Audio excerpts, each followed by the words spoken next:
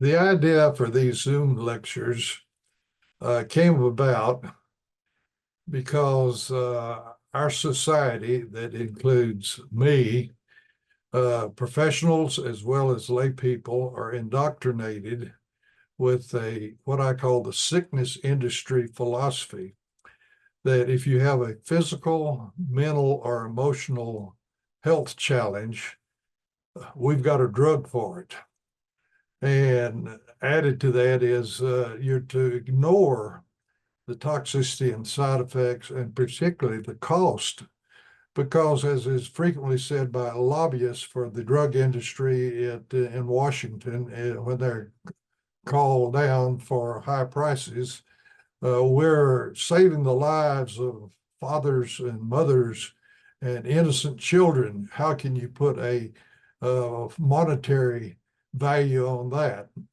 Well, this attitude of the cost be damned has come to the point that no individual, no family, no civic center, organization, state, or federal government can afford the prices of modern diagnostic and therapeutic means to try to improve health.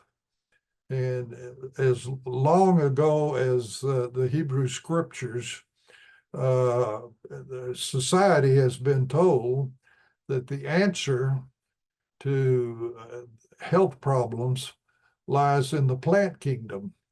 And even more recently, 5 grants from the National Geographic Society has identified zones where individuals on a regular basis live to their 90s and over 100 and in relatively good health, primarily by relying on nature and plants as their principal source of food, because the genes in the human body and all the cells, how they set of the genes, control cellular synthesis, and these genes utilize totally lifeless nutrients and elements and hook them together in cellular synthesis, and behold, life occurs with molecules that are compounds made from the nutrients that carry out the biochemistry and physiology of life. And so I feel like that this effort to do these Zoom lectures is to try to introduce for others just what I have been able to find the last 39 years of coming to realize that proper and optimal nutrition is the pathway to a longer life and in better health. And I, for secular audiences, called it personal, preventive, and interventional health management.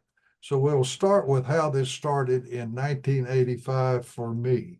The story of how I got started with this adventure, it started out as standard science and formal work with the Food and Drug Administration in behalf of Carrington Laboratories. And it could be relatively simple. However, there are a lot of details that we will cover.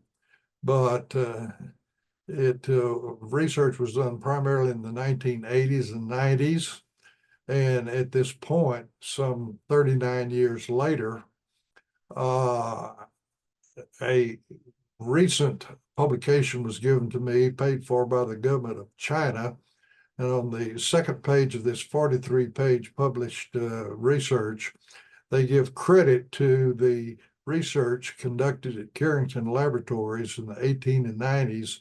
And in their bibliography, they also cite a number of our key papers, but the independent validation that was done in this article from China, plus the bibliography, which has almost 100 different published papers from multiple laboratories over the globe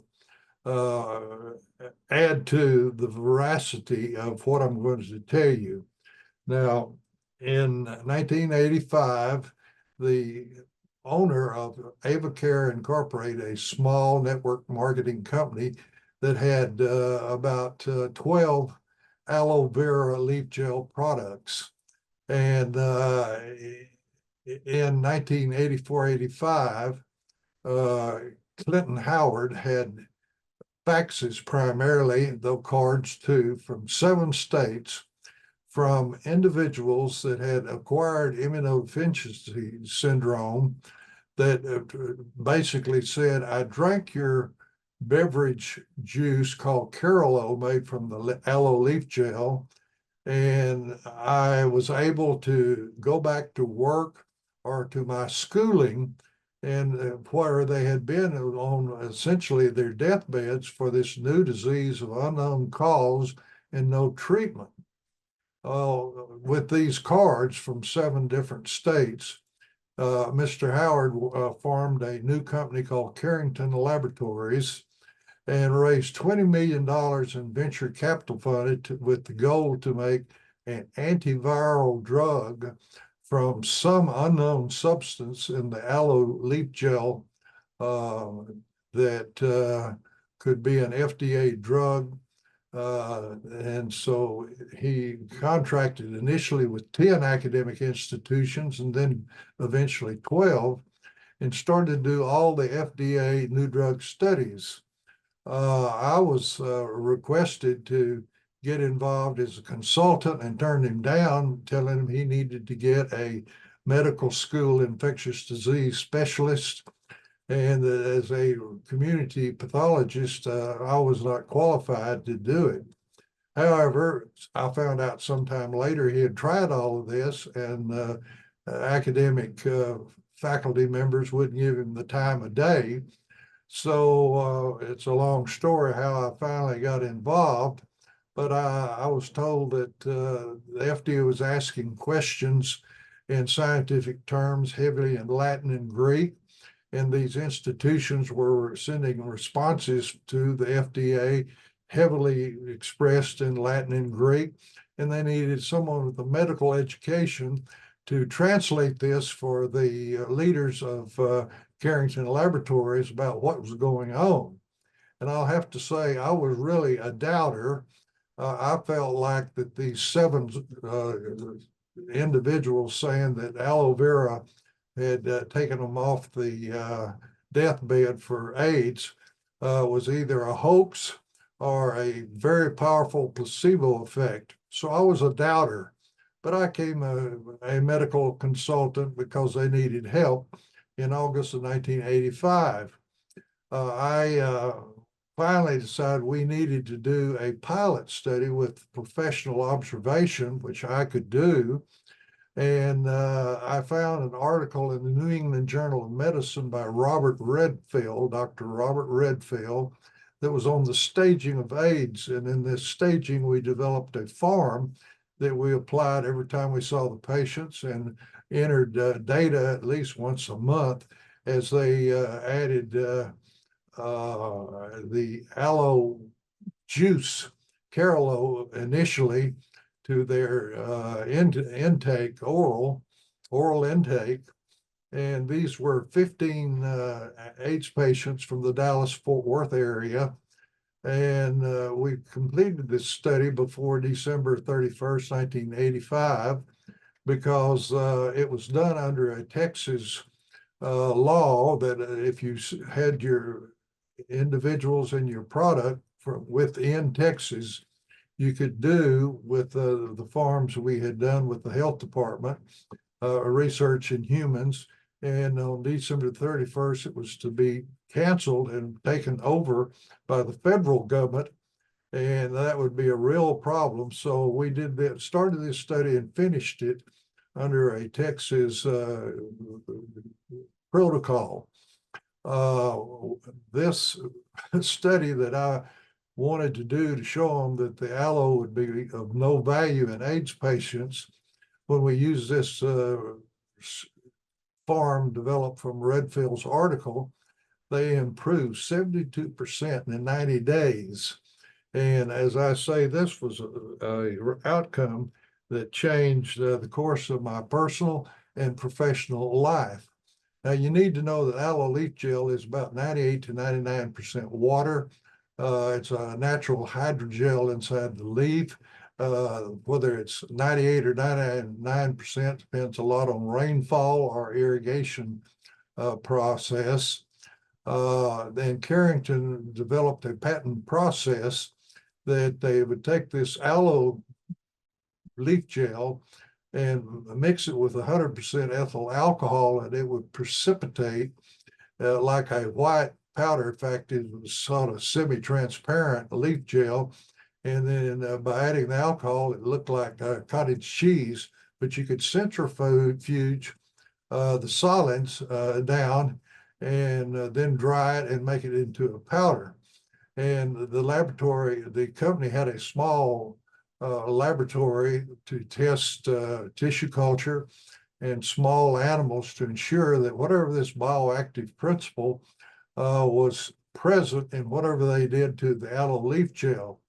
Now, one of the things they did is this powder that was made with the alcohol, Dr. McAnally, who was the chief science officer, found out he could put it in the microwave oven, which would destroy proteins, amino acids, fatty acids, hormones. But with the tissue culture in small animal wounds, they could show that this heat did not destroy the bioactive principle that they will hope to find and turn into a pharmaceutical drug. It's a long story, but a refugee from Nigeria, Alexis Ebirendu, who got his PhD at North Texas, was delivered to the research lab at Manatech in a storm by mistake.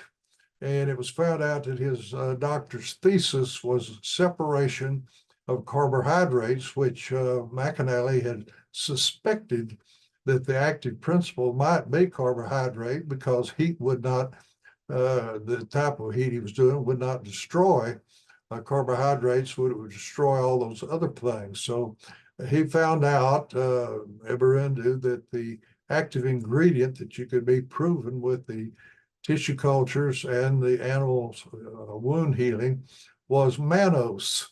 And in fact, eventually it's found that it was acetylated mannose, or it didn't have its properties unless it was acetylated, and that there were multiple sugars in the chains inside the aloe leaf, which is called oligosaccharides, because there's about 10 different sugars in chains.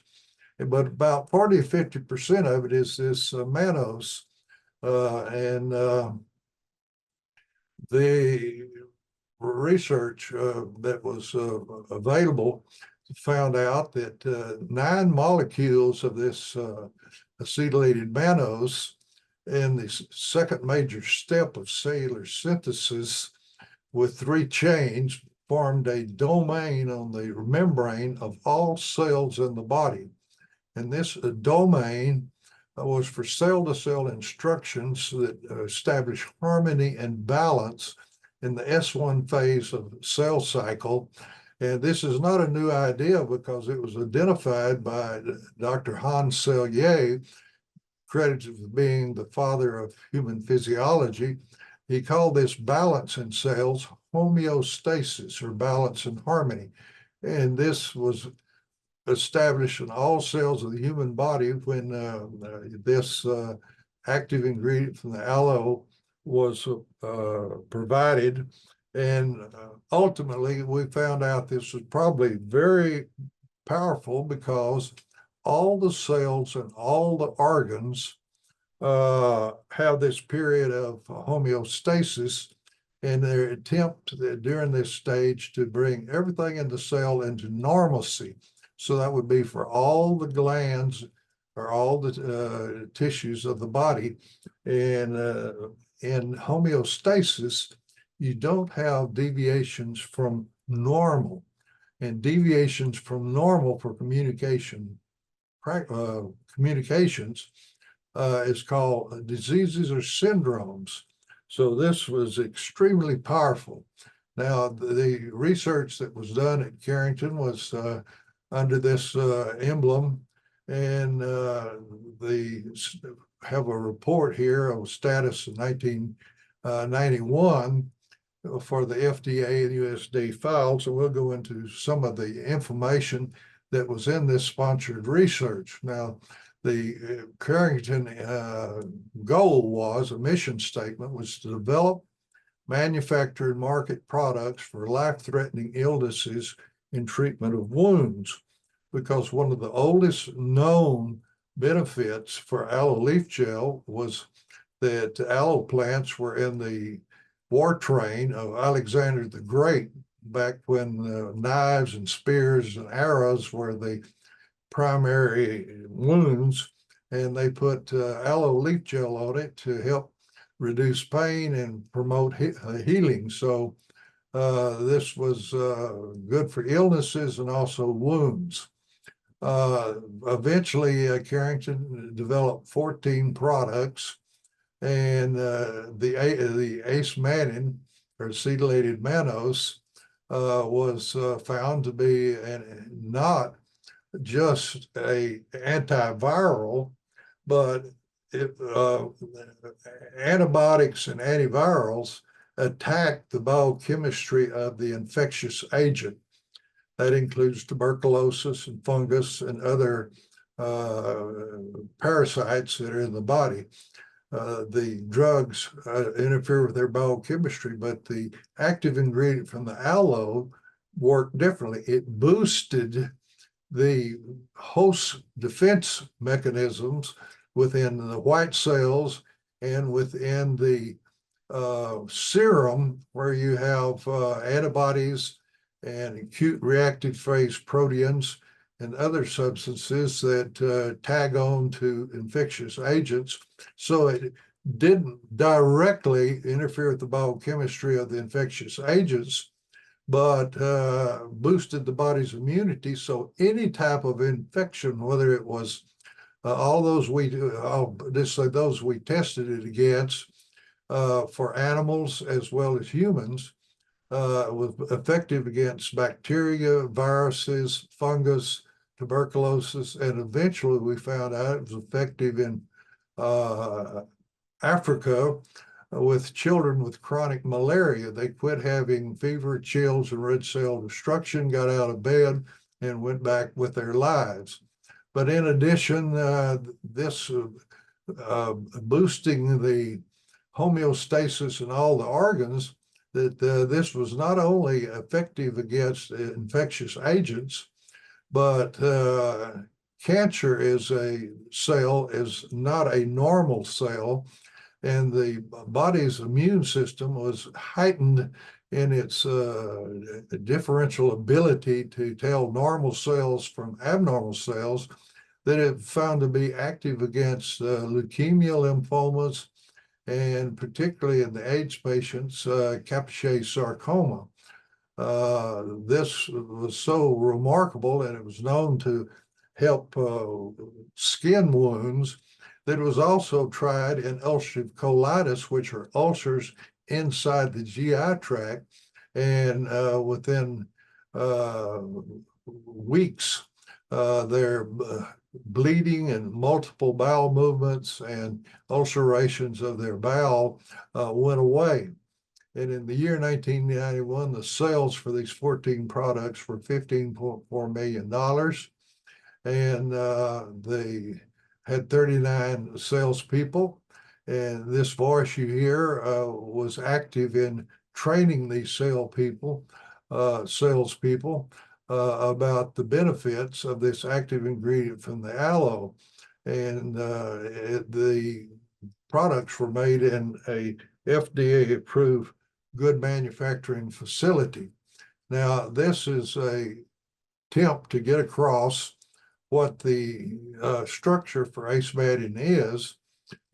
These circles are one of the conventions used to show sugars, and the structure for monosaccharides are very similar. Nearly all of them have a molecular weight of 180. However, the molecules are in different positions in space. And in the acemannan molecule, you'll see that circles of the carbon with the oxygens and the hydrogen, 3 of them there, stick out from the circle, and it can hook to other molecules in cellular synthesis more readily than glucose, which has the same molecular weight.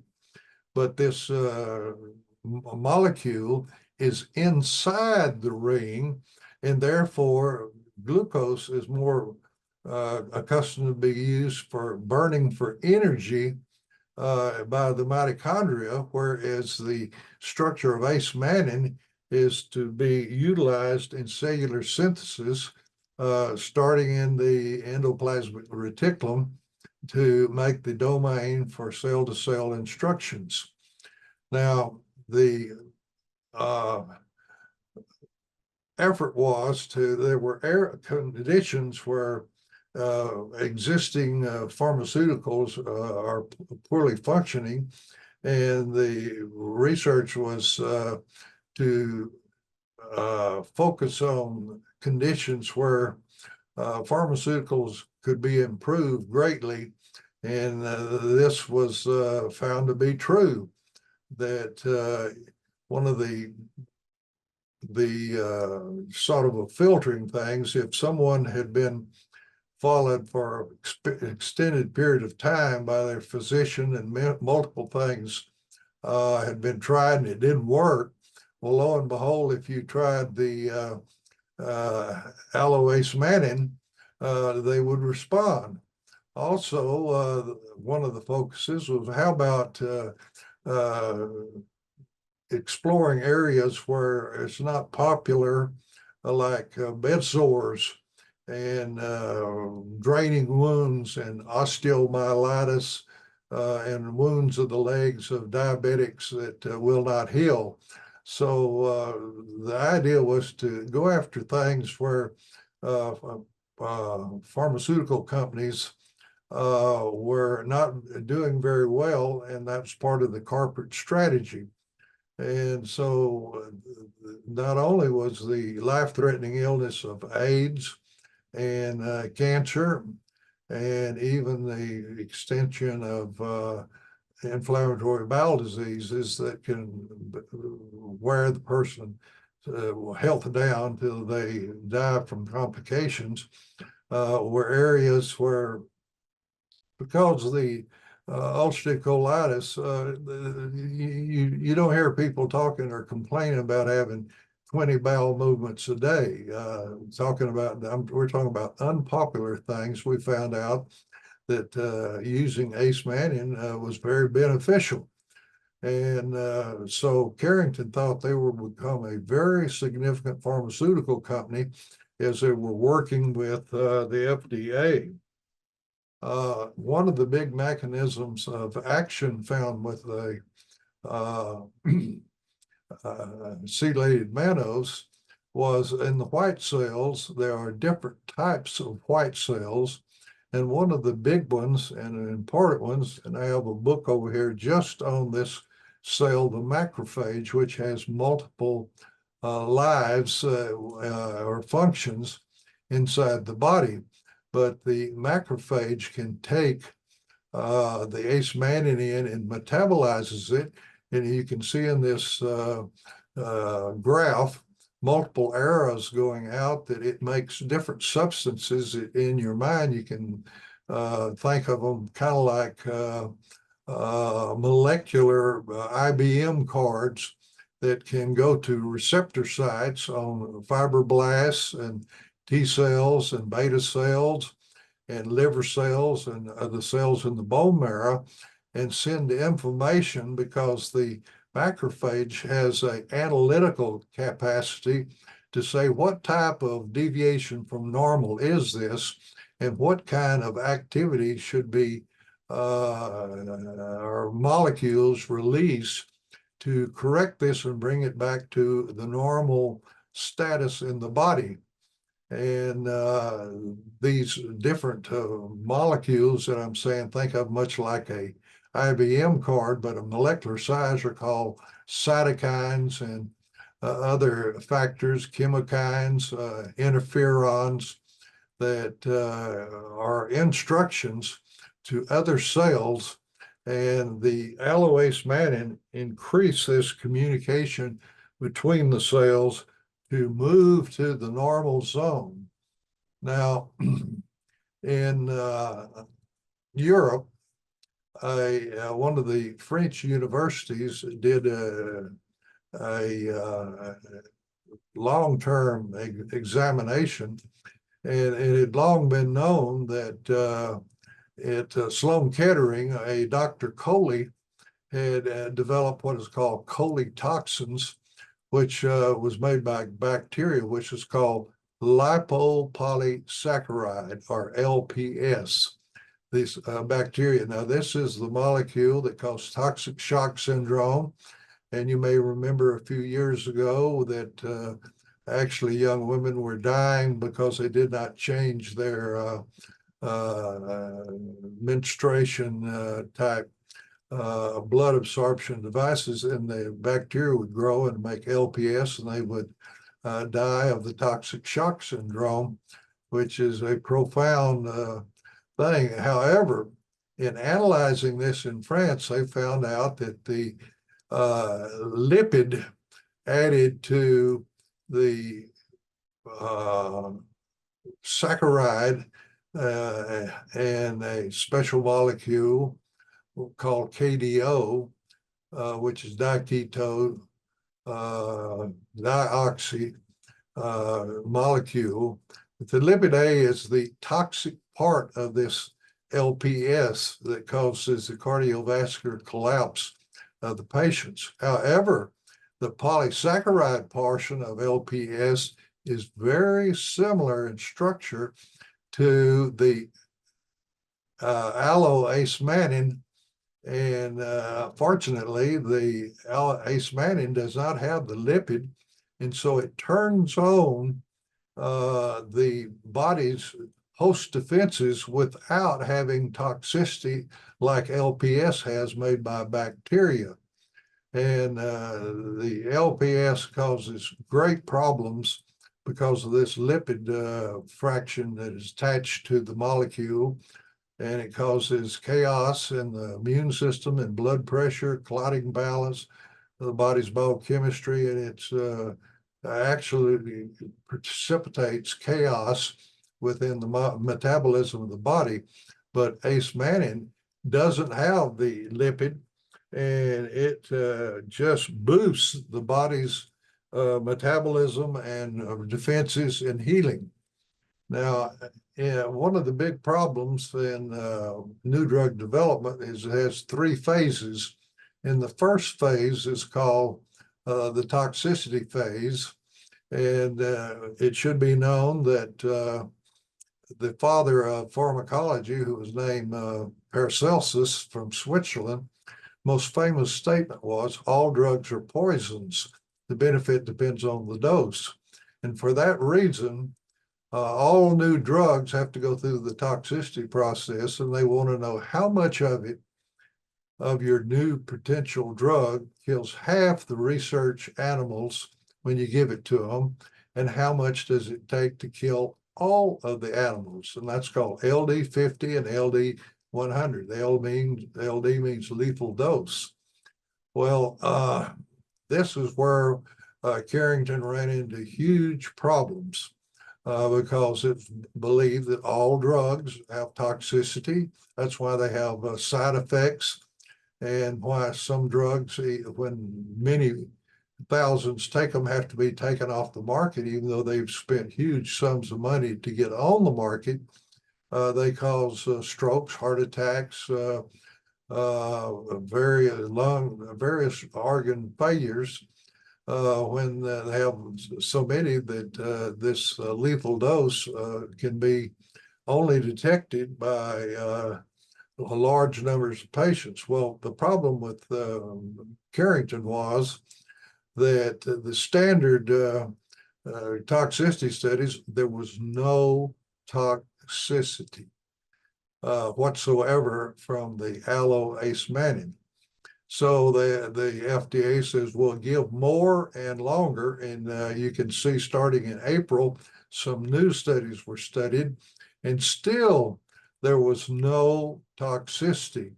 And this was hard to accept, to have all these good benefits and to have a substance from the aloe plant that gave no toxicity, but the FDA requires in their process for you to be able to tell them what the LD50 and 100 is, and Carrington could not give this to them. And so eventually the FDA rejected the new drug application, even though we had all this research going on in multiple institutions, whereas I, as a consultant, was overlooking a lot of this and interpreting it for the company. And I will go to the next slide. Now, in human studies, they had 24 patients for 7 days, no adverse effects. They had 103 AIDS patients for 48 weeks, no adverse effects. They had 9 ulcerative colitis patients up to 9 months, getting benefit just like the HIV patients, no adverse effects. And this is what you would call pharmaceutical heresy, the FDA just didn't know how to handle this. In addition to this, undergraduate students at the University of Texas got up to 3,000 milligrams a day. And with the lab work and following, there were no symptoms. And eventually down in Houston, Texas, at the University of Texas Medical School, 50 medical students got sterile injectable aloe acemannan injected, and there was no evidence of toxicity or side effects. And as I say, while in parallel to this, I will share with you other things that were happening. We had a very good health benefits, but this was heresy for drugs. And the other problem with the FDA is that before this, I personally was not aware of that medicine in the FDA is pretty well organized, one drug, one disease. And when it gets into antibiotics, it's even more than that. If the organism, like bacteria, stain in ground stain red or in blue, you use different antibiotics. Also, if the specimen or the infection, say, is in the lungs or the spinal fluid or in the GI tract or a skin wound, you would use another antibiotic. So it's even worse than one drug, one disease. Well, one of the things we were seeing is that in the various institutions, as they use their various models of animals and then expanded it to the pilot patients in humans, virtually any kind of deviation from normal improved when you added this aloe acemannan that was on the membrane of all the cells to try to move to the homeostatic status, which is balance of all the substances and metabolic processes inside the cell, that too many good things were happening. It was a heresy not only to be non-toxic, but it was a heresy to be good for any deviation from normal. So Carrington eventually was thrown out of the FDA. Now, this is an example of that down at Texas A&M, which was the largest institution that did research. They took a vaccine, and if you in the red, if you used what's called an adjuvant that was oil-based, these are the titers of antibodies that you got at like that red line. But you take the same vaccine against a virus and you put a small amount of acemannan with it, that you see the green pattern of a marked increase in antibody protective titers. This was done in October 91. And this showed that the active ingredient from the aloe plant was a adjuvant to make vaccines work better. And the first ones were done with horses, where they could not get a protective titer high enough to protect them from viruses I had never heard of. And all you had to do was put some aloe acemannan with it, and you got significant higher titers of protection than had ever been seen before. Now, that's went back the wrong direction. At Texas A&M, they immediately went to chick vaccines. And quite frankly, we were a little disturbed by this because the romance of having horses in Texas was very positive, and chickens don't rate all that high on the pecking order, so to speak, of animals. But they informed us that the #1 use of vaccines on planet Earth, all vaccines, not only animal vaccines, but even including human vaccines, is for chickens, because in these big broiler houses, they may have 10, 15, 20,000 chickens, and they can't have a viral epidemic occur in there. They'll wipe them out financially. So on the day of hatch, they are debeaked so they won't be pecking each other and causing wounds.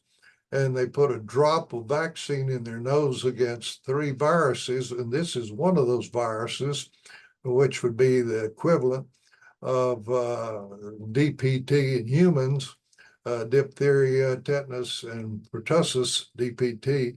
The Newcastle virus is one of the viruses of baby chickens.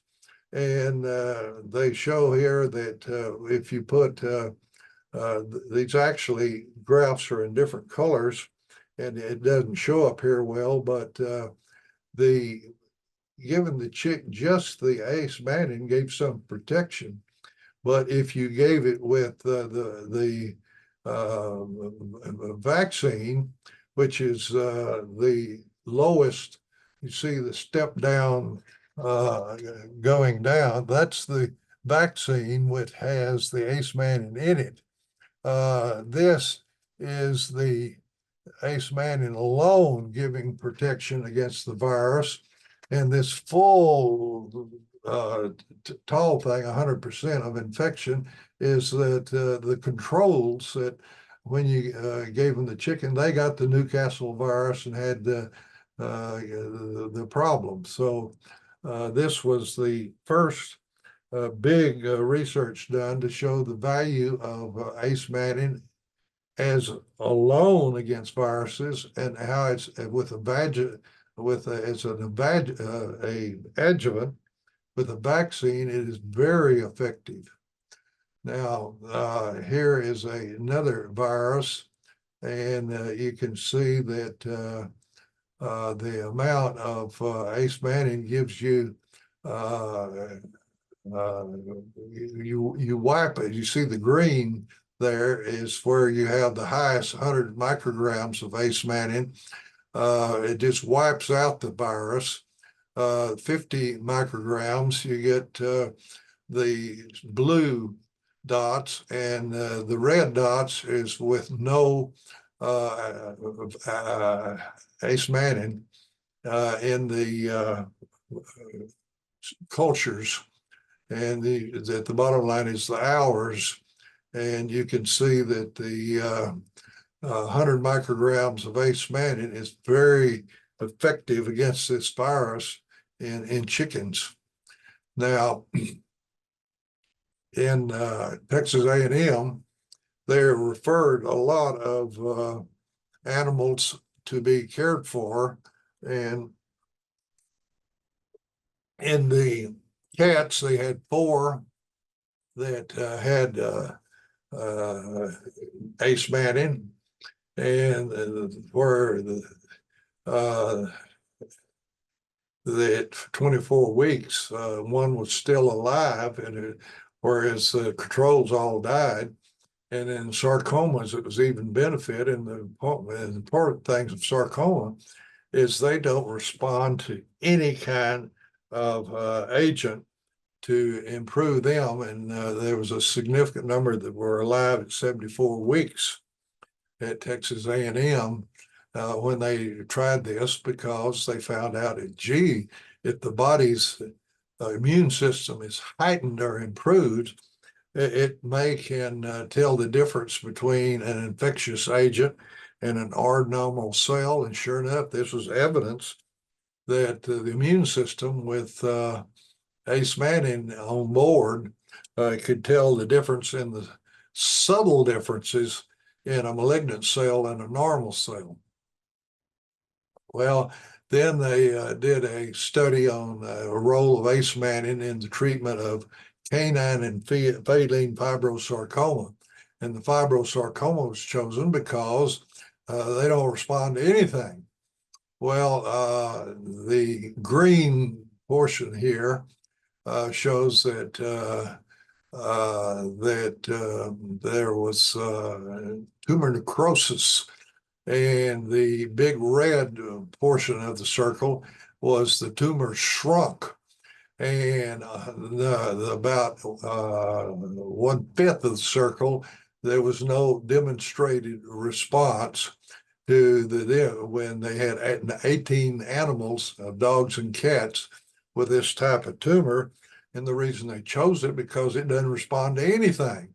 And so here was evidence that the aloe acemannan can destroy tumors, can cause them to decrease in size, and that there was a small number that didn't get a benefit, just like from the past history of anything tried. Then there is a cat virus immunodeficiency syndrome, which is sometimes called feline AIDS. And these were the authors, and these were the clinics beneath it, that these different authors came together for a multi-site study in things. So the cats were in 3 groups. One group got 2 milligrams per kilogram weekly for 12 weeks, and then monthly. Group 2 got acemannan 2 milligrams weekly for 12 weeks, then monthly.